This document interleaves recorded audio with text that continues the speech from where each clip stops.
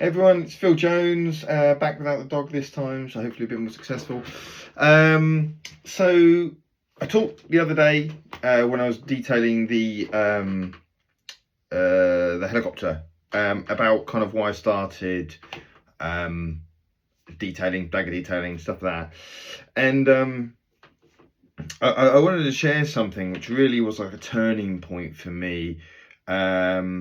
When I talk about kind of life or yourself stopping you doing the things that you love, okay? Because I said I still struggle with making that step into things where either I haven't done before, or if I'm honest, I've done loads and loads of times, like the detailing, which I've been doing it for like nearly, 8 years now. I still get anxious going into it, okay?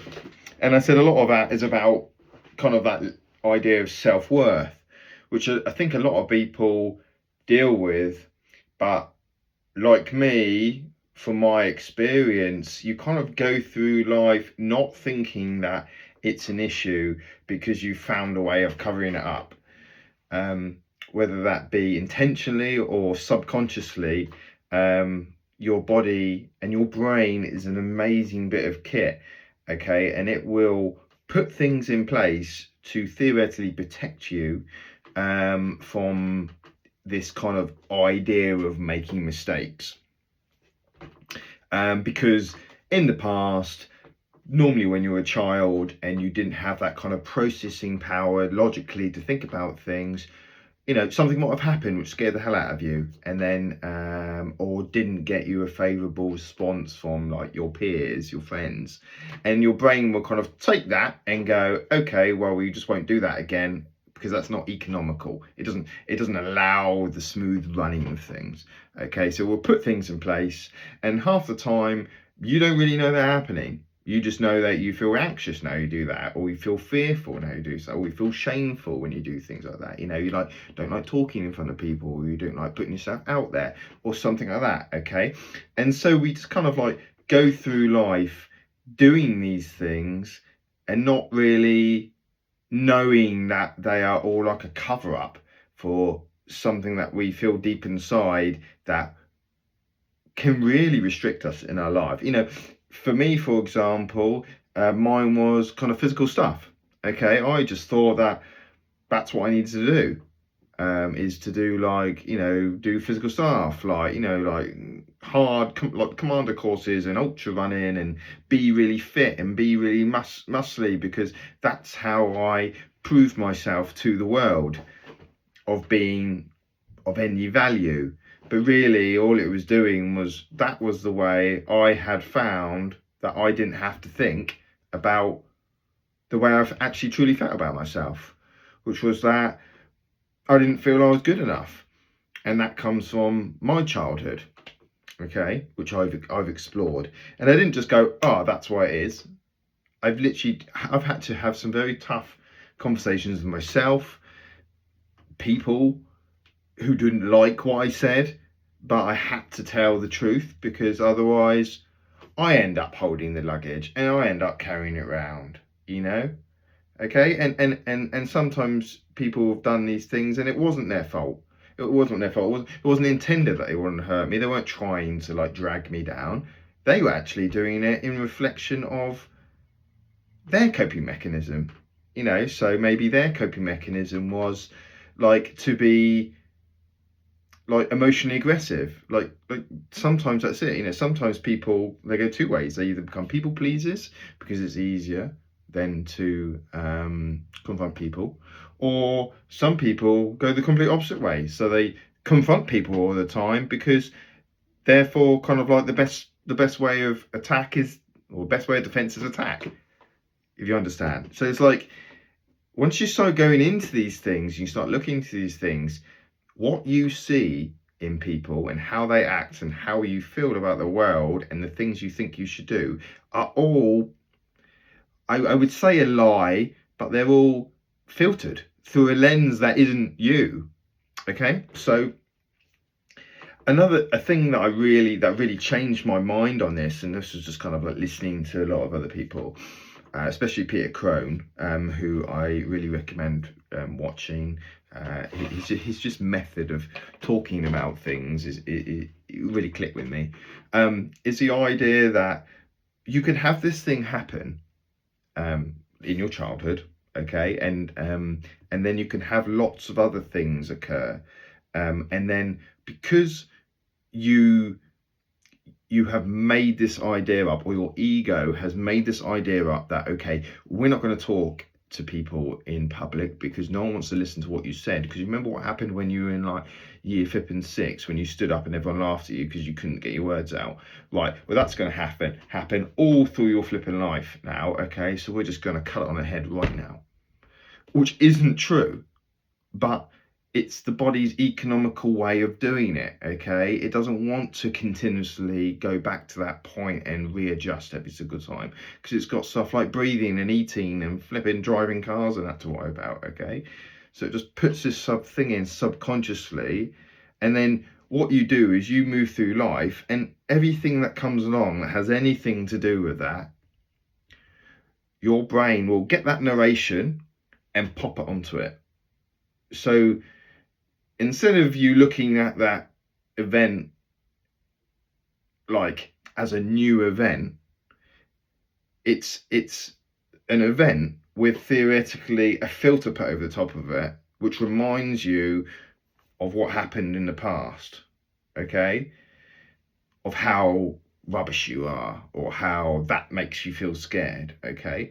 And then what your logical brain thinks is, okay, well, I feel that way about that, so it must be true. Okay, so your narration, your ego's narration of what happened in the past gets put onto every event that has really anything to do with it as you go through life. All the way up. Some people do it for their entire life. And that's why they never get to do what they really want. They're not free. That's not freedom. You're controlled by your past. And do you see how? And that scares me. Scares the living hell out of me, because I've seen people who are down that other end of the life, who are either still acting out the way they are to their detriment, or they've actually got this kind of a level of awareness, normally because health occurs down the end of that, as you get older. And when your health goes, the ego dissipates, okay? And it leaves you with this kind of truth. And normally that you can't get around. You can't decide, right, I want to get up and I want to try something, or I want to go do this thing, or at least you don't feel like you can. Because you feel time's gone, I can imagine. And I just think that must be terrible. That must be terrible to regret things. I've regretted things, but and most of the time they've not been because of time. Okay, I can normally go back and do something about it, or go forward and do something about it. But to have no time left, or to have limited amount of time left, it petrifies me. So it's and as a solution, the only way you can really stop this cycle, as I say, and recode your brain into the way you think about things, and I am in no way saying I've got this sorted, because it's just a continuous process. Some days I have good days, some days I have bad days, but when I talk about it, it helps me, is to take this thing and look at it. Go back to what happened. Investigate. And I'll be honest, when you investigate, it's like you're poking something that your brain does not want to go down. And it will bring up so much anxiety and fear and triggering that you will be like, I am not going anywhere near that. Because that's a natural response. That's literally what it's been doing, and these levels will be a lot higher than you have experienced before. So the chances are you will go, I don't want to do that, and that's fine. okay? Because that's why using stuff like therapy, talking to someone who is supportive of you, surrounding yourself with like a good support network is really important, okay? And they are tools, okay? So, and it's really important to have that, because you will fail. You will fail to impact this thing, okay? Because your life has been going on, for my example, for 40 years. That's 40 years of building up walls. Each time you hit one of these events, which theoretically your narration is put on and it supports what you think about yourself, that's another wall. Your brain has to put something else in place, okay? So you can't just go from 0 to hero, okay? You have to break through all of those layers to get to what I call your core wound, which is theoretically something that happened like ages ago. And this takes time, it takes patience, it takes a lot of flipping, like feeling that you're useless and you can't do it and this thing's too strong for you, but it's not.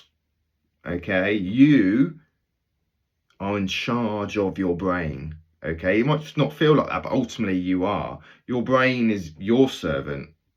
Okay, you're not it. But so many of us live as servants to our flipping subconscious, to our past. Okay, and you know, society doesn't help because we feel vulnerable when we talk about stuff like this. You know, we feel weak, especially as men. We feel demasculated.